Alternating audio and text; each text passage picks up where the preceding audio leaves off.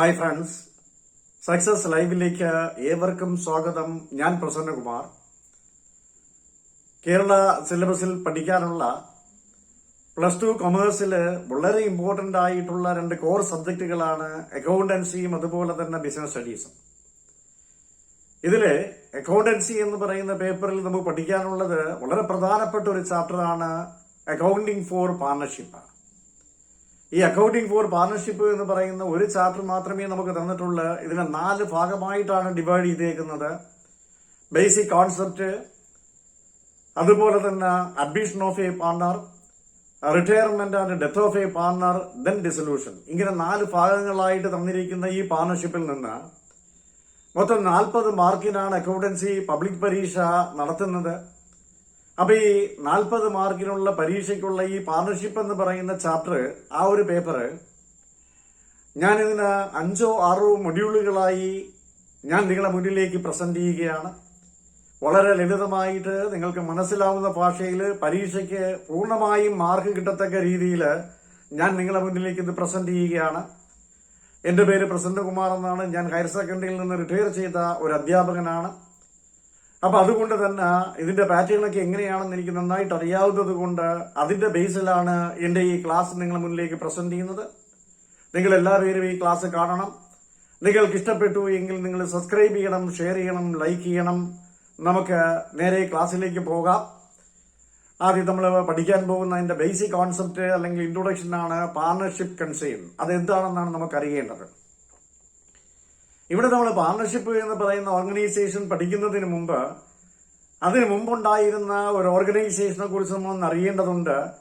പാർട്ണർഷിപ്പിന് മുമ്പ് നമുക്കിവിടെ ഉണ്ടായിരുന്ന ഒരു ഓൾഡസ്റ്റ് ഫോം ഓഫ് ഓർഗനൈസേഷൻ എന്ന് പറയുന്നത് സോൾ ട്രേഡിംഗ് കൺസേൺ ആണ്. ഇവിടെ ഒരു പാർട്ണർഷിപ്പ് എമാർജ് ചെയ്യാനുണ്ടായ ഒരു കാരണവും സോൾ ട്രേഡിംഗ് കൺസേൺ ആണ്. അപ്പം എന്താണ് ഈ സോൾ ട്രേഡിംഗ് കൺസേൺ എന്ന് ചോദിച്ചാൽ, ഫോംസ് ഓഫ് ഓർഗനൈസേഷന്റെ കൂട്ടത്തിൽ ഏറ്റവും സിംപ്ലസ്റ്റ് ആയിട്ടുള്ള, ഏറ്റവും ഓൾഡസ്റ്റ് ആയിട്ടുള്ള ഒരു ബിസിനസ് ഓർഗനൈസേഷനാണ് സോൾ ട്രേഡിംഗ് കൺസേൺ. എന്താ ഇതിന്റെ പ്രത്യേകത എന്ന് പറയുന്നത്? അതൊരു ഒൺമാൻ ബിസിനസ് ആണ്. A sole trading concern is a business concern which is owned and managed by a single person for the purpose of making profit. ലാഭമുണ്ടാക്കുക എന്ന് പറയുന്ന ലക്ഷ്യത്തോടുകൂടി ഒരാൾ മാത്രം അഡ്മിനിസ്റ്റർ ചെയ്ത് മാനേജ് ചെയ്യുന്ന ഒരു ബിസിനസ് ഓർഗനൈസേഷനെ വിളിക്കുന്ന പേര് സോൾ ട്രേഡിംഗ് കൺസേൺ എന്നാണ്. ഇവിടെ ഒരാൾ മാത്രമേ ഉള്ളൂ എല്ലാ കാര്യങ്ങളും ചെയ്യാൻ. ആ ബിസിനസ് ഓർഗനൈസേഷന്റെ എൻറ്റയർ ക്യാപിറ്റൽ കോൺട്രിബ്യൂട്ട് ചെയ്യുന്നത് സോൾ ട്രേഡറാണ്. ആ ബിസിനസ് ഓർഗനൈസേഷൻ ആവശ്യമുള്ള ലേബറെ പ്രൊവൈഡ് ചെയ്യുന്നത് സോൾ ട്രേഡറാണ്. അതിനാവശ്യമുള്ള മാനേജ്മെന്റ് അല്ലെങ്കിൽ അഡ്മിനിസ്ട്രേഷൻ കണ്ടക്ട് ചെയ്യുന്നത് സോൾ ട്രേഡറാണ്. ഇതിൽ റിസ്ക് എന്തെങ്കിലും ഉണ്ടെങ്കിൽ അത് ഷോൾഡർ ചെയ്യുന്നത് സോൾ ട്രേഡറാണ്. അതോടൊപ്പം തന്നെ പ്രോഫിറ്റ് ഉണ്ടെങ്കിൽ അത് എൻജോയ് ചെയ്യുന്നതും സോൾ ട്രേഡർ തന്നെയാണ്. അങ്ങനെ എല്ലാം ചെയ്യുന്നത് ഒരു സോൾ ട്രേഡറാണ്. അതുകൊണ്ട് തന്നെ ഇതിനെ ഒൺമാൻ ബിസിനസ് എന്ന് നമ്മൾ വിളിക്കുന്നത്. അപ്പൊ ഇങ്ങനെയുള്ള ഒരു സോൾ ട്രേഡിംഗ് കൺസേണിനെ സംബന്ധിച്ചിടത്തോളം ഇതിന്റെ ഒരു അഡ്വാൻറ്റേജ് എന്താണെന്ന് ചോദിച്ചാൽ നമുക്കറിയാം, ഇതൊരു സിംപ്ലസ്റ്റ് ഫോം ഓഫ് ഓർഗനൈസേഷൻ ആണ്. അതുകൊണ്ട് തന്നെ ഇതിന് ലീഗൽ ഫോർമാലിറ്റീസ് ഒന്നുമില്ല. വളരെ വേഗം നമുക്ക് എന്ത് ചെയ്യാം, ഫോം ചെയ്യാം. ആ ഒരു അഡ്വാൻറ്റേജ് ഒഴിച്ചാൽ ഒരു സോൾ ട്രേഡിംഗ് കൺസേണിനെ സംബന്ധിച്ചിടത്തോളം ഒരുപാട് ഡ്രാബാക്സുകൾ ഉണ്ട്, അഥവാ ഡിഫക്ട്സുകൾ ഉണ്ട്. ഇവിടെ നമുക്ക് ഒരു പാർട്ണർഷിപ്പ് കൺസേൺ ഫോം ചെയ്യാനുണ്ടായ സാഹചര്യത്തെ കുറിച്ച് പറയുന്നത് കൊണ്ട് ഒരു സോൾ ട്രേഡിംഗ് കൺസേണിന്റെ ഡിഫക്റ്റുകളിൽ വളരെ പ്രധാനപ്പെട്ട ഡിഫക്റ്റ് എന്താണെന്ന് ചോദിച്ചാൽ, ഇവിടെ ക്യാപിറ്റൽ കോൺട്രിബ്യൂട്ട് ചെയ്യാൻ ഒരാൾ മാത്രമേ ഉള്ളൂ, സോൾ ട്രേഡർ മാത്രമേ ഉള്ളൂ. അപ്പൊ ക്യാപിറ്റൽ വളരെ ലിമിറ്റഡ് ആണ്. അതോടൊപ്പം തന്നെ ഒരു സോൾ ട്രേഡിംഗ് കൺസേൺ മാനേജ് ചെയ്ത് അഡ്മിനിസ്റ്റർ ചെയ്യാൻ ഒരാൾ മാത്രമേ ഉള്ളൂ. അതുകൊണ്ട് മാനേജ് ചെയ്യാനുള്ള കപ്പാസിറ്റിയും ലിമിറ്റഡ് ആണ്. അതുകൊണ്ട് നമ്മൾ ഇങ്ങനെ പറഞ്ഞു, ഒരു സോൾ ട്രേഡിംഗ് കൺസേണിന്റെ ഏറ്റവും പ്രധാനപ്പെട്ട ഡ്രാബാക്സുകൾ എന്ന് പറയുന്നത് limited capital and limited managerial ability ആണ്. So the 2 important drawbacks of a sole trading concern are limited capital and limited managerialability. ഒരു സോൾ ട്രേഡിംഗ് കൺസേണിന്റെ ഏറ്റവും പ്രധാനപ്പെട്ട 2 ഡ്രാബാക്സുകൾ എന്ന് പറയുന്നത് limited capital and limited managerial ability ആണ്. So in order to overcome these 2 difficulties a new form of organisation is formed called partnership.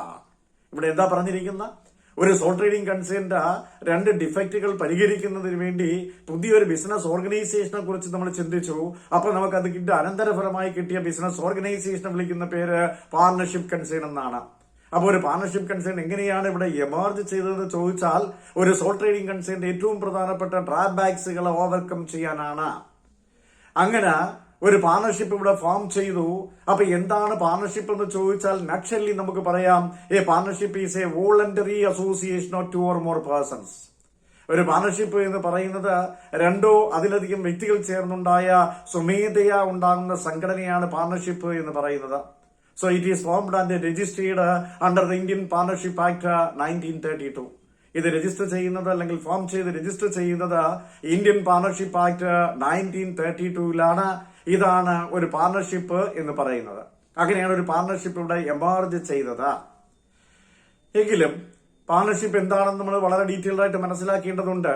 അതുകൊണ്ട് പാർട്ണർഷിപ്പിന്റെ meaning നമ്മൾ അറിയണം. എന്താണ് പാർട്ണർഷിപ്പ് എന്ന് ചോദിച്ചു കഴിഞ്ഞാൽ, a partnership simply means the relation between persons. വ്യക്തികൾ തമ്മിലുള്ള ബന്ധമാണ് പാർട്ണർഷിപ്പ്. അപ്പൊ പാർട്ണർഷിപ്പ് വ്യക്തികൾ തമ്മിലുള്ള ബന്ധമാണ്. ദ റിലേഷൻ ബിറ്റ്വീൻ പേഴ്സൺ എങ്ങനെയുള്ള ബന്ധമാണ്? Who have agreed to share the profit of the business.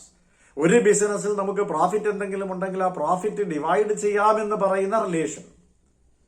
The relation between persons who have agreed to share the profit of the business. ഒരു ബിസിനസ്സിൽ പ്രോഫിറ്റ് ഉണ്ട് എങ്കിൽ ആ പ്രോഫിറ്റ് ഡിവൈഡ് ചെയ്യാമെന്ന് പറയുന്ന relation. Carried on by all, എല്ലാവരും കൂടി നയിക്കുകയോ, or any one of them acting for all, അല്ലെങ്കിൽ എല്ലാവർക്കും വേണ്ടി ഒരാൾ നയിക്കുകയോ ചെയ്യുന്നതാണ് പാർട്ണർഷിപ്പ്. അപ്പോൾ പാർട്ണർഷിപ്പിന്റെ മീനിങ് നമുക്ക് മനസ്സിലായി. The relation between persons who have agreed to share the profit of the business carried on by all or any one of them acting for ആൾ. അല്ലെ, partnership എന്ന് പറയുന്നത് വ്യക്തികൾ തമ്മിലുള്ള ബന്ധമാണ്.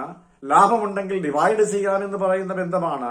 എല്ലാവർക്കും വേണ്ടി എല്ലാവരും കൂടി നയിക്കുന്നതോ അല്ലെങ്കിൽ എല്ലാവർക്കും വേണ്ടി ഒരാൾ നയിക്കുകയോ ചെയ്യുന്നതാണ് പാർട്ണർഷിപ്പ് എന്ന് പറയുന്നത്. അപ്പൊ പാർട്ണർഷിപ്പിന്റെ മീനിങ് മനസ്സിലായി.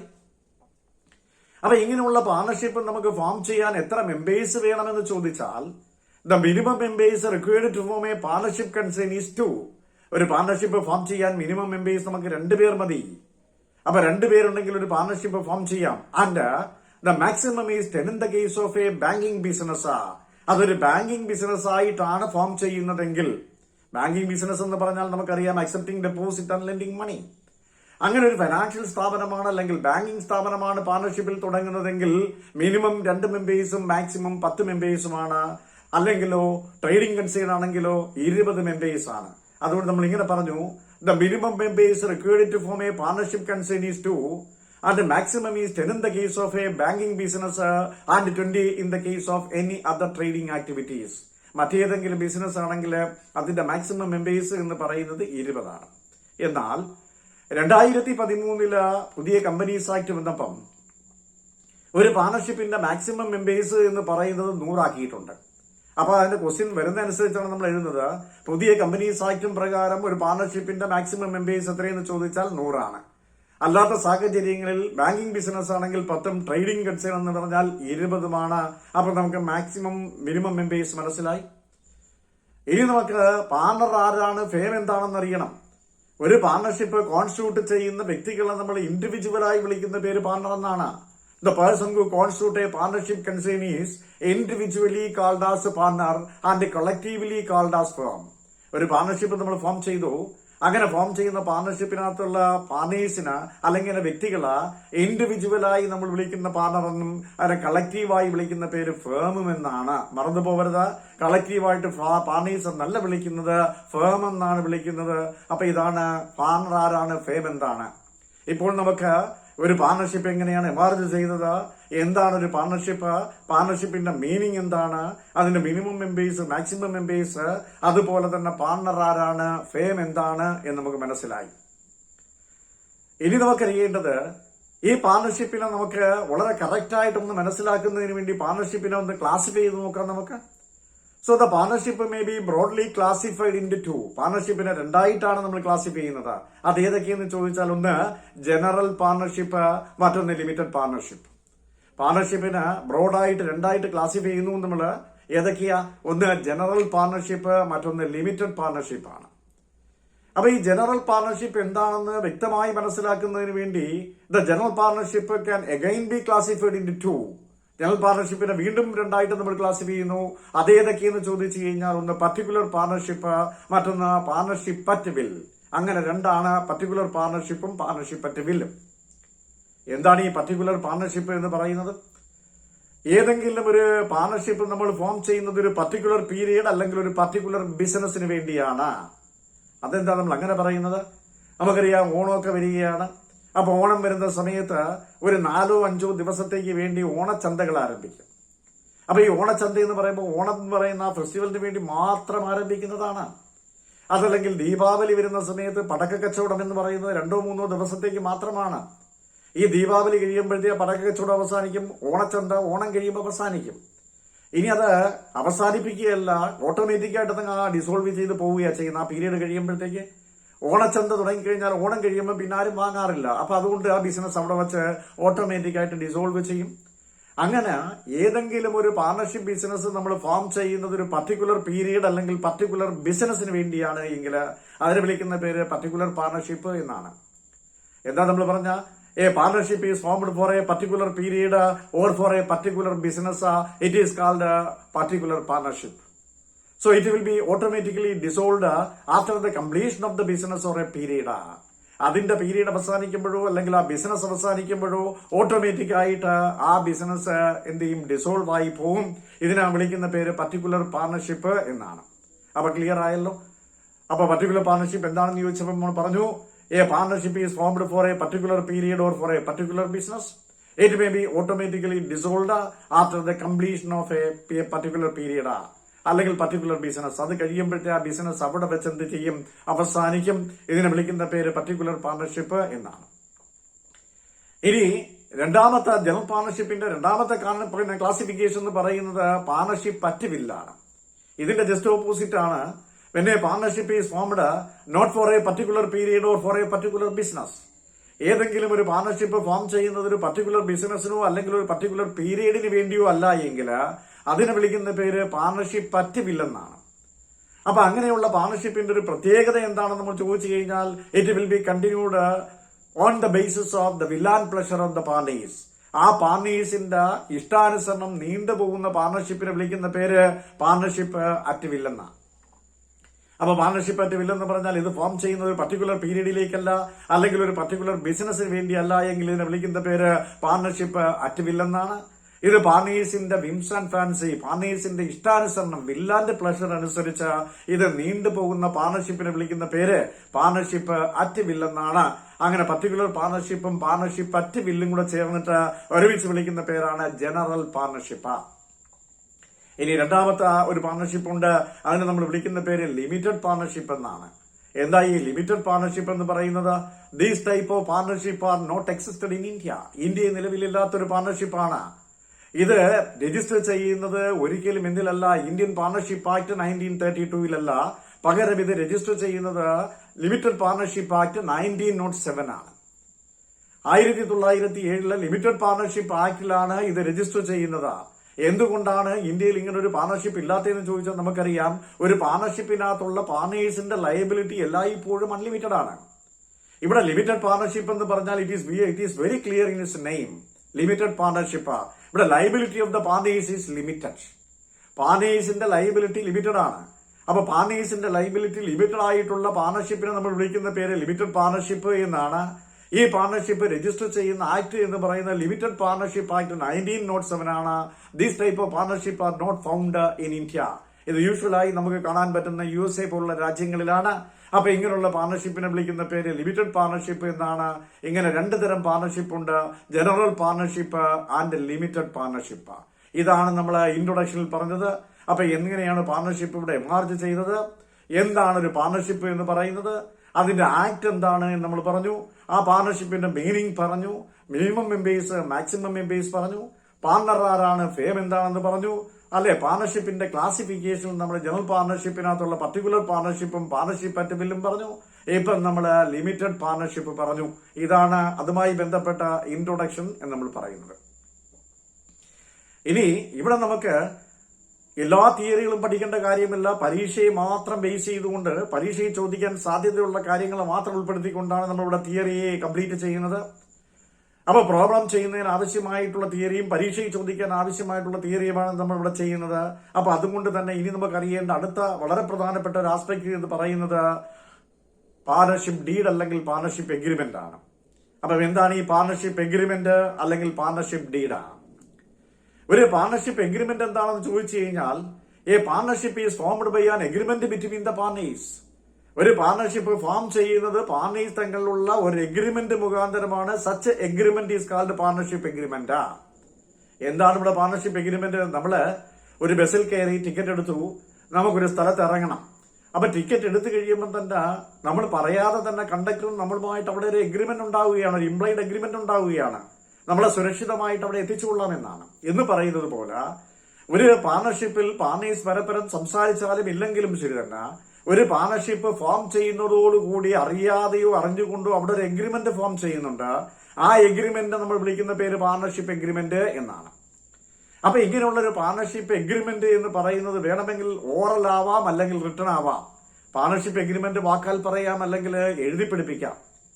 When the partnership agreement is in written, അതപ്പോൾ എഴുതി പിടിപ്പിക്കുകയാണെന്ന് അറിയാം ചെയ്തെന്നിരിക്കട്ടെ. So it become a partnership deed. കണ്ടോ, ഒരു പാർട്ണർഷിപ്പ് എഗ്രിമെന്റ് വാക്കാൽ പറയും, നമുക്ക് എഴുതി പിടിപ്പിക്കാം. അങ്ങനെ ഏതെങ്കിലും ഒരു പാർട്ണർഷിപ്പ് എഴുതി പിടിപ്പിക്കുകയാണെങ്കിൽ അതിനെ വിളിക്കുന്ന പേര് പാർട്ണർഷിപ്പ് ഡീഡ് എന്നാണ്. അപ്പൊ പാർട്ണർഷിപ്പ് ഡീഡ് എന്ന് പറഞ്ഞാൽ അതൊരു റിട്ടേൺ ഡോക്യുമെന്റ് ആണ്, മറന്നു പോകരുത്. A partnership deed is A return document which contains the terms and conditions regarding the conduct of business. ഇവിടെ ഒരു പാർട്ണർഷിപ്പ് ഡീഡ് എന്താണെന്ന് ചോദിച്ചപ്പോൾ നമ്മൾ എന്താ പറഞ്ഞ? It is A return document which contains the terms and conditions regarding the conduct of business. ഒരു business നമുക്ക് എങ്ങനെ നയിക്കാം, ഏത് രീതിയിൽ നയിക്കാം എന്നുള്ള വ്യവസ്ഥകൾ എഴുതി വെച്ചേക്കുന്ന ഡോക്യുമെന്റിനെ വിളിക്കുന്ന പേരാണ് പാർട്ണർഷിപ്പ് ഡീഡ്. ഈ പാർട്ണർഷിപ്പ് ഡീഡ് നമ്മൾ എങ്ങനെയാണ് പാർട്ണർഷിപ്പ് നയിക്കേണ്ടത്, ഏത് രീതിയിലാണ് നയിക്കേണ്ടത് എന്ന് കാണിക്കുന്ന ഒരു റിട്ടേൺ ഡോക്യുമെന്റിനെ വിളിക്കുന്ന പേര് പാർട്ണർഷിപ്പ് ഡീഡ് എന്നാണ്. ഇങ്ങനെ പാർട്ണർഷിപ്പ് എഗ്രിമെന്റ് അല്ലെങ്കിൽ പാർട്ണർഷിപ്പ് നമ്മൾ ബിസിനസ്സിൽ സൂക്ഷിക്കുന്ന എന്തിനു വേണ്ടിയിട്ടാണ്? To avoid contradictions or conflict between the partners. പാർട്ണർഷിപ്പിനകത്തുള്ള പാർട്ണേഴ്സ് തങ്ങളിൽ ഡിസഗ്രിമെന്റ് വരാതിരിക്കാൻ, കോൺഫ്ലിക്ട് അല്ലെങ്കിൽ കോൺട്രഡിക്ഷൻസ് വരാതിരിക്കാൻ ചിലപ്പോൾ പരീക്ഷയ്ക്ക് ചോദിക്കാം. The purpose of partnership deed is to avoid the conflict between the partners. Partners തങ്ങളിലുള്ള കോൺഫ്ലിക്ട് അല്ലെങ്കിൽ കോൺട്രഡിക്ഷൻസ് ഇല്ലാതാക്കുന്നതിന് വേണ്ടിയാണ് ഒരു പാർട്ണർഷിപ്പ് എഗ്രിമെന്റ് അല്ലെങ്കിൽ പാർട്ണർഷിപ്പ് ഡീഡ് എക്സിക്യൂട്ട് ചെയ്യുന്നത്. ഇതാണ് പാർട്ണർഷിപ്പ് ഡീഡ് എന്ന് പറയുന്നത്. അപ്പൊ ഇങ്ങനെയുള്ള ഒരു പാർട്ണർഷിപ്പ് ഡീഡിനെ സംബന്ധിച്ച് നമുക്കറിയാം അതിനകത്ത് ഒരുപാട് കാര്യങ്ങളുണ്ട്. എന്തൊക്കെയാണ് ഒരു പാർട്ണർഷിപ്പ് ഡീഡിന്റെ കണ്ടന്റ് എന്ന് ചോദിച്ചു കഴിഞ്ഞാൽ നമുക്ക് ഒന്നറിഞ്ഞാൽ മാത്രം മതി. പരീക്ഷയ്ക്ക് വലിയ ഇമ്പോർട്ടന്റ് അല്ല. എങ്കിലും നമുക്കറിയാം പാർട്ണർഷിപ്പിന് ആ ഡീഡിനകത്ത് ഒരു പാർട്ണർഷിപ്പ് എങ്ങനെ നയിക്കണം എന്നുള്ളതിന്റെ എല്ലാ ഡോക്യുമെന്റ്സുകളും എല്ലാ ഡീറ്റെയിൽസും അതിനകത്ത് കാണും. നെയിം ഓഫ് ദ ബിസിനസ് കാണും, നേച്ചർ ഓഫ് ദ ബിസിനസ് കാണും, ഡ്യൂറേഷൻ ഓഫ് ദ ബിസിനസ് കാണും, name and addresses of the business കാണും, name and addresses of the partners കാണും. അത് മാത്രവുമല്ല പാർട്ണേഴ്സിനെ എങ്ങനെയാണ് അഡ്മിറ്റ് ചെയ്യുന്നത്, പാർട്ണേഴ്സ് റിട്ടയർ ചെയ്യുന്ന സമയത്ത് എന്തൊക്കെയാണ് കണ്ടീഷൻസ്, പാർട്ണർഷിപ്പിന്റെ അക്കൗണ്ട്സുകൾ എങ്ങനെയാണ് മെയിൻറ്റെയിൻ ചെയ്യുന്നത്, അങ്ങനെ പാർട്ണർഷിപ്പ് നയിക്കേണ്ടതിന്റെ എല്ലാ ടേംസ് ആൻഡ് കണ്ടീഷൻസും എഴുതി വെച്ചേക്കുന്ന ഏറ്റവും ഇമ്പോർട്ടന്റ് ആയിട്ടുള്ള പാർട്ണർഷിപ്പിന്റെ ഡോക്യുമെന്റ് ആണ് പാർട്ണർഷിപ്പ് ഡീഡ് എന്ന് പറയുന്നത്. അപ്പൊ നമുക്കിവിടെ പരീക്ഷയെ സംബന്ധിച്ചിടത്തോളം എന്താണ് പാർട്ണർഷിപ്പ് എഗ്രിമെന്റ് അല്ലെങ്കിൽ പാർട്ണർഷിപ്പ് ഡീഡ് എന്നറിഞ്ഞാൽ മതിയാവും. ഇവിടെ നമുക്ക് വളരെ ഇമ്പോർട്ടന്റ് ആയിട്ടുള്ള ഒരു സംഭവമുണ്ട്. എന്താണെന്ന് ചോദിച്ചാൽ ചില സാഹചര്യങ്ങളിൽ ഒരു പാർട്ണർഷിപ്പിൽ പാർട്ണർഷിപ്പ് ഡീഡോ അല്ലെങ്കിൽ പാർട്ണർഷിപ്പ് എഗ്രിമെന്റോ കാണത്തില്ല. അങ്ങനെ ഒരു പാർട്ണർഷിപ്പിനകത്ത് പാർട്ണർഷിപ്പ് എഗ്രിമെന്റോ അല്ലെങ്കിൽ പാർട്ണർഷിപ്പ് ഡീഡോ എഴുതി വെക്കാത്ത സാഹചര്യം വന്നാൽ ആ ബിസിനസ്സിൽ പ്രോഫിറ്റ് ഡിവൈഡ് ചെയ്യുന്ന സമയത്തോ അല്ലെങ്കിൽ ആ പാർട്ണർഷിപ്പിനകത്ത് പാർട്ണേഴ്സ് തങ്ങളിൽ എന്തെങ്കിലും ഡിസ്പ്യൂട്ടോ വന്നു കഴിഞ്ഞാൽ പാർട്ണർഷിപ്പ് ഡീഡില്ലാത്ത സാഹചര്യത്തിൽ അത് വളരെ ബുദ്ധിമുട്ടുണ്ടാക്കും. അങ്ങനെ ബുദ്ധിമുട്ടുണ്ടാകും എന്നുള്ളത് കൊണ്ട് ഏതെങ്കിലും ഒരു പാർട്ണർഷിപ്പിനകത്ത് പാർട്ണർഷിപ്പ് ഡീഡിന്റെ ആബ്സെൻസ് വന്നാൽ അല്ലെങ്കിൽ പാർട്ണർഷിപ്പ് എഗ്രിമെന്റോ പാർട്ണർഷിപ്പ് ഡീഡോ അവിടെ എഴുതി വെച്ചിട്ടില്ല എങ്കിൽ അവിടെ പാർട്ണേഴ്സ് പൊതുവായി പാലിക്കേണ്ട ചില നിബന്ധനകളുണ്ട്. വളരെ ഇമ്പോർട്ടന്റ് ആണ്, പരീക്ഷയ്ക്ക് വേണം. അപ്പൊ നമ്മൾ എന്താ പറഞ്ഞേക്കുന്ന ഒരു പാർട്ണർഷിപ്പ് ഡീഡ് പാർട്ണർഷിപ്പിൽ ഉണ്ടാകും. അപ്പൊ ഏതെങ്കിലും ഒരു സാഹചര്യത്തിൽ ഒരു പാർട്ണർഷിപ്പിനകത്ത് പാർട്ണർഷിപ്പ് ഡീഡിന്റെ ആബ്സെൻസ് വന്നു എന്നിരിക്കട്ടെ. അങ്ങനെയാണെങ്കിൽ അവിടെ പാർട്ണേഴ്സ് പൊതുവായി പാലിക്കേണ്ട ചില നിബന്ധനകളുണ്ട് കോൺട്രഡിക്ഷൻസ് ഇല്ലാതാക്കാൻ. അപ്പൊ അത് എന്തൊക്കെയാണ്? Rules applicable in the absence of partnership deed. Examination point of വ്യൂവിൽ വളരെ ഇമ്പോർട്ടന്റ് ആണ്. അതുകൊണ്ട് ഇത് നിങ്ങൾ നോട്ട് ചെയ്യുക. Rules applicable in the absence of partnership deed. Partnership deed ഇല്ലാത്ത സാഹചര്യത്തില് പാർട്ണേഴ്സ് പാലിക്കേണ്ട പൊതുവായ ചില നിബന്ധനകൾ എന്തൊക്കെയാണ്? അപ്പൊ 4 റൂൾസ് ആണ് നമുക്ക് അവിടെ അറിയേണ്ടത്. അതേതൊക്കെയാണെന്ന് ചോദിച്ചാൽ, ഒന്നാമത്തെ റൂള് എന്ന് പറയുന്നത് ഒരു പാർട്ണർക്കും സാലറി കൊടുക്കരുത്. അതാണ് ഒരു കണ്ടീഷൻ. ഇവിടെ എയും ബിയും സിയും 3 പാർട്ണേഴ്സ് ഉണ്ടായിരുന്നു. അപ്പൊ ഇവര് പാർട്ണർഷിപ്പ് ബിസിനസ് ചെയ്ത് കുറെ നാൾ കഴിഞ്ഞപ്പോഴത്തേക്ക് പ്രോഫിറ്റ് ഡിവൈഡ് ചെയ്യുന്ന സമയത്ത് ആ പ്രോഫിറ്റ് അവർ ഈക്വൽ ആയിട്ട് ഡിവൈഡ് ചെയ്യാമെന്ന് പറഞ്ഞപ്പോഴത്തെ എ പറഞ്ഞു, അത് പറ്റില്ല, ഞാനാണ് ബിസിനസ്സിൽ ഏറ്റവും കൂടുതൽ ബിസിനസ് ചെയ്തത് അല്ലെങ്കിൽ ജോലി ചെയ്തത്, അതുകൊണ്ട് എനിക്ക് സാലറി തന്നിട്ട് ബാക്കിയുള്ളത് എന്ത് ചെയ്താൽ മതി, ഡിവൈഡ് ചെയ്താൽ മതി എന്ന് പറഞ്ഞു.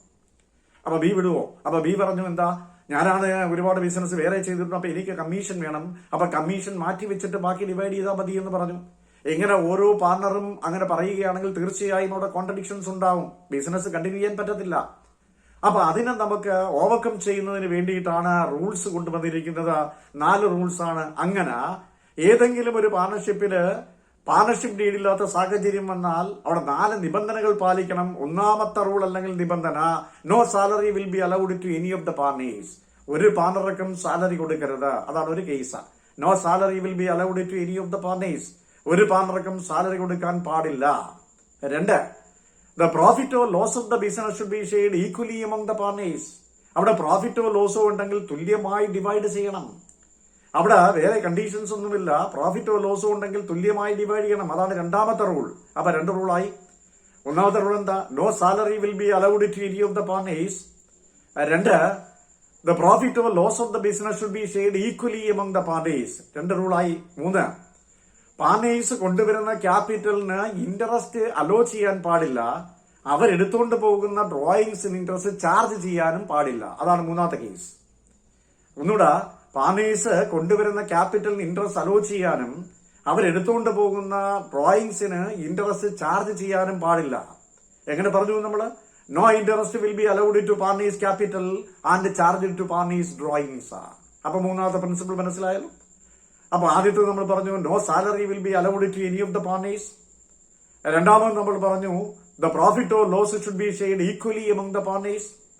3ാമത് നമ്മൾ പറഞ്ഞു no interest will be allowed to partners capital and charge to partners drawings. പാർട്ണേഴ്സിന് അവരുടെ ക്യാപിറ്റൽ ഇൻട്രസ്റ്റ് അലോ ചെയ്യാനും പാടില്ല. അവരെടുത്തുകൊണ്ട് പോകുന്ന ഡ്രോയിങ്സിന് ഇൻട്രസ്റ്റ് ചാർജ് ചെയ്യാനും പാടില്ല. ഇനി 4ാമത്തെ വളരെ ഇമ്പോർട്ടന്റ് ആണ്.